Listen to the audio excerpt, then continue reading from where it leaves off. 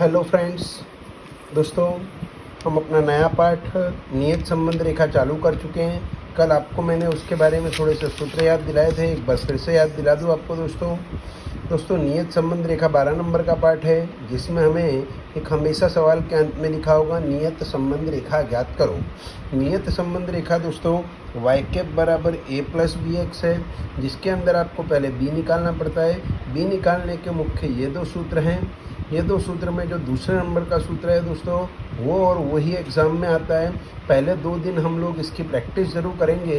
Exam में इसके 2 या 3 नंबर के सवाल देखने मिलते हैं, परंतु फिर भी दोस्तों इसको सीखने से पहले हमें इसकी प्रैक्टिस बहुत ज़रूरी है। यह विधि आएगी तो ही ये आने वाली है दोस्तों। यानी बी निकालने के ये 2 सूत्र हैं। ये तीसरा सूत्र केवल 2 मार्क्स के लिए, वो हमें कभी यूज़ नहीं करना है 5 नंबर के सवाल के लिए। बी आप जिस भी सूत्र से लगता हो, तो आपको मालूम है कि बी के अंदर कौन सा सूत्र लगाना है। यदि एक्स बार और वाई बार दोनों बिना पॉइंट के आए, तो जैसे 58, 50, 52, 47 ऐसा आए, तो ये बी निकालना है, ये वाला सूत्र लगाना है। जबकि कोई भी एक अगर पॉइंट में आ जाए एक्स बार वाई बार में से, तो बी का ये सूत्र लगाना है। बी के बाद आपको ए निकालना है। ए निकालने का सूत्र है वाई बार माइनस बी एक्स बार दोस्तों, जिसे अंतःखंड कहा जाता है, और बी को नियत संबंध अंक कहा जाता है।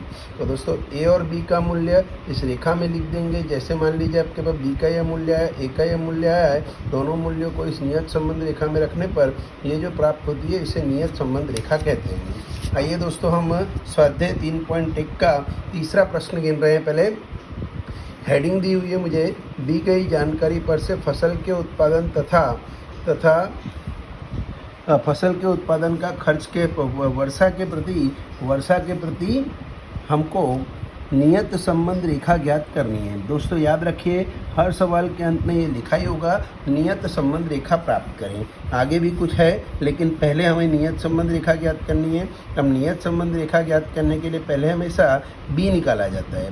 बी के पहले बी का कौन सा सूत्र लगेगा, उसके लिए एक्स बार और वाई बार निकाला जाता है। एक्स बार ज्ञात करने का सूत्र एक्स बार बराबर सिग्मा एक्स आई बट्टा एन। चलिए दोस्तों हम सबको जोड़ लेते हैं। 25 प्लस 32 प्लस 38 प्लस 29 प्लस 31। दोस्तों मेरे पास इसका टोटल आ चुका है 155। इसी तरह से दोस्तों जब मैं y का टोटल करता हूँ, y का टोटल है मेरे पास में 84 प्लस 90 प्लस 95 प्लस 88 प्लस 93। दोस्तों इसका टोटल आ जाता है 450। 155 दोस्तों एक्स बार का टोटल आया है। अवलोकन है 3, 2, 5। 5 से भाग देने पर दोस्तों टोटल मेरा 31 मिल चुका है। इसी तरह से वाई बार निकालने पर सिग्मा वाई आई बट्टे एन। सिग्मा वाई आई दोस्तों टोटल है मेरे पास 450 बट्टे एन, यानी अवलोकनों की संख्या 5, तो मेरे पास वाई बार 90 आ गया। मैं देख सकता हूँ एक्स बार वाई बार दोनों बिना पॉइंट के आए हैं, इसलिए दोस्तों मेरा बी का सूत्र, बी जिसे बी वाई एक्स भी कहते हैं, बी वाई एक्स बराबर sigma x minus x bar into y minus y bar upon sigma x minus x bar का होल स्क्वायर। दोस्तों याद रखिए, इसमें केवल एक्स लिया जाता है, वाई नहीं लिया जाता है आर की तरफ। चलिए दोस्तों सूत्र बिल्कुल हमको आर से मिलता जुलता है। सवाल के लिए सबसे पहले जो ज़रूरत है निकाल लेते हैं। पहले चाहिए एक्स माइनस एक्स बार। एक्स माइनस एक्स बार कैसे निकालते हैं दोस्तों, ये एक्स बार 31 है, एक्स ये सब मूल्य हैं। 25 में से पहले 31 को घटाया दोस्तों, मेरा उत्तर आया माइनस का 6। 32 में से 31 घटाया दोस्तों, उत्तर आया प्लस का 1। 38 में से 31 गया प्लस का 7। 29 में से 31 गया माइनस का 2। 31 में से 31 गया प्लस का 0। प्लस में जोड़ा 8 हुआ, माइनस का जोड़ा 8 हुआ। इसका टोटल शून्य, पहले 2 ब्रैकेट का टोटल शून्य आना बहुत ज़रूरी है। एक्स माइनस एक्स बार के बाद अब मुझे ज़रूरत है वाई माइनस वाई बार की। वाई माइनस वाई बार लेते समय हमको यहाँ वाई में से वाई बार घटाना है। दोस्तों वाई बार 90 है। इन सभी वाई के अवली ये एक्स कहलाता है और ये वाई कहलाता है। इस वाई के सभी अवलोकनों में से 90 घटा रहे हैं। 84 में से 90 गया माइनस का 6। 90 में से 90 गया 0। 95 में से 90 गया 5। 88 में से 90 गया माइनस 2। 93 में से 90 गया प्लस का 3। प्लस का 8 माइनस का 8, टोटल आ गया 0। यहाँ तक कोई गलती नहीं है, ये निश्चित हो चुका है। अब मुझे दोस्तों x minus x bar into y minus y बार चाहिए। इन दोनों ब्रैकेट्स का गुणा कर देता हूँ, x minus x bar into y minus y बार। चलिए दोस्तों गुणा करने पर, गुणा करते समय याद रखिए, अगर एक बार माइनस है तो माइनस, 2 बार माइनस है तो प्लस। 6 छंग 36 प्लस का हो गया, 2 बार माइनस था, जीरो में किसी का भी गुणा जीरो, 7 पंचे 35 प्लस का हो गया, 2 दूनी 4 ये भी प्लस का हुआ, जीरो में किसी का भी गुणा जीरो, जोड़ लिया दोस्तों, 6 10 15 की 5 80 लगी 1, 75 आ चुका है। यानी दोस्तों x minus x bar into y minus y बार का टोटल 75 आ गया।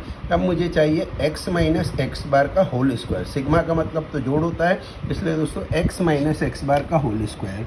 ये रहा दोस्तों मेरे पास x माइनस एक्स बार, इसका होल स्क्वायर, स्क्वायर करेंगे तो सब माइनस प्लस में हो जाएंगे। 6 का वर्ग 36, 1 का वर्ग 1, 7 का वर्ग 49, 2 का वर्ग 4, 0 का 0, जोड़ दिया दोस्तों, 50 और 40 90 दोस्तों मेरा टोटल आ गया। हो चुका है दोस्तों, जो ज़रूरत है सब निकाल चुका हूँ मैं। तो मैंने सबसे पहले x minus x bar into y minus y बार का टोटल लिखा, जो कि मेरे पास 75 है, बटे sigma Y minus x bar का होल स्क्वायर मेरे पास 90 है। दोस्तों मैंने 75 में 90 का भाग दे दिया, 75 भाग दिया 90 से, आ चुका है दोस्तों मेरे पास 0.83। ये दोस्तों मेरा b आ गया। अब आपको याद मैंने दिलाया था, मेरी रेखा दी वाई कैप बराबर a plus B X, B के बाद हमेशा a ज्ञात करें। a ज्ञात करने का सूत्र है दोस्तों y बार माइनस बी एक्स बार, यानी दोस्तों y बार की पहले वैल्यू लिखी, y बार की वैल्यू है 90 माइनस b की वैल्यू है 0.83, a की वैल्यू है दोस्तों x बार की वैल्यू है 31, 90 माइनस 0.83 और 31 का गुणा किया, 0.83 मल्टीप्लाई बाय 31 दोस्तों मेरे पास आ गया 25.73। दोस्तों 90 में से मैंने 25.73 घटाया, 90 माइनस 25.73 आ चुका है दोस्तों मेरे पास में 64.27। दोस्तों ये a आ गया, a का मूल्य ऋण में आ सकता है, b का मूल्य भी ऋण में आ सकता है। दोस्तों यहाँ b के मूल्य और a के मूल्य की कोई सीमाएं नहीं है, कोई भी मूल्य आ सकते हैं। अब दोस्तों मेरा छिल्ला काम है, a और b का मूल्य नियत संबंध रेखा में लिख देता हूँ दोस्तों।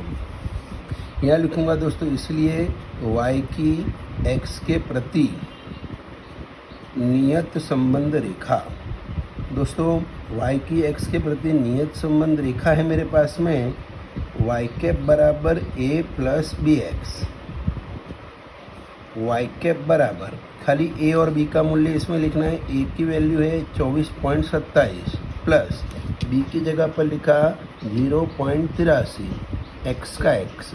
दोस्तों कोई बच्चा इसको भूल से जोड़ ना दे, ये जुड़ नहीं सकता है क्योंकि इसमें x है दोस्तों और इसमें x नहीं है, इसलिए इसको जोड़ना नहीं है। ये आपकी नियत संबंध रेखा आई, परंतु सवाल आपको याद है, देखिए यहाँ लिखा है नियत संबंध रेखा प्राप्त करो, यहाँ तक सवाल हुआ। आगे का है यदि औसत वर्षा 35 सेंटीमीटर, औसत वर्षा यानी x, यानी इस समीकरण में x की जगह मुझे 35 लिखना है। यहाँ लिखा मैंने x बराबर 35, अंत में लिख देना y कैप बराबर 64.27 प्लस समीकरण में मूल्य लिख रहा हूँ 0.83, x की जगह 35। दोस्तों 64.27 प्लस 0.83 और 35 का गुणा किया, 0.83 मल्टीप्लाई बाय 35 मेरे पास आ चुका है दोस्तों 29.05। दोनों को जोड़ दे रहा हूँ दोस्तों, 64.27 प्लस 29.05 आ चुका है दोस्तों 93.32। याद रखिए, आपका जब ये उत्तर मिल रहा है तब इसके पीछे यहाँ पर y में जो मूल्य लिखा है, टन, किलोग्राम, कुछ भी लिखा हो, वह लिखना बहुत ही ज़रूरी है दोस्तों। यह आपका आंसर है। आपको आंसर अच्छा पूरा लिखना चाहिए अंत में हमेशा। किस तरह से? इस प्रकार, यदि औसत वर्षा 35 सेंटीमीटर हो तो फसल की उत्पादन लगभग 93.32 टन होगा। ऐसा आपको पूरा आंसर लिखना है दोस्तों। आपको केवल ऐसा नहीं छोड़ देना है। 5 नंबर का यह सवाल है दोस्तों। हमेशा आपको समीकरण में याद रखना है, पहले बी ज्ञात करना है, ए ज्ञात करना है। ए और बी का मूल्य रेखा में लिखने पर आपको नियत संबंध रेखा मिलेगी। एक्स की अगर यहाँ कोई वैल्यू दी हो तो उसे अगले स्टेप में उसको भी सॉल्व करना है दोस्तों। आज होमवर्क में एक भी सवाल नहीं है, बस इसी सवाल को आप एक आध बार मन से प्रैक्टिस कीजिए, जिससे आपके आने वाले सवालों में कोई तकलीफ ना पड़े। धन्यवाद दोस्तों।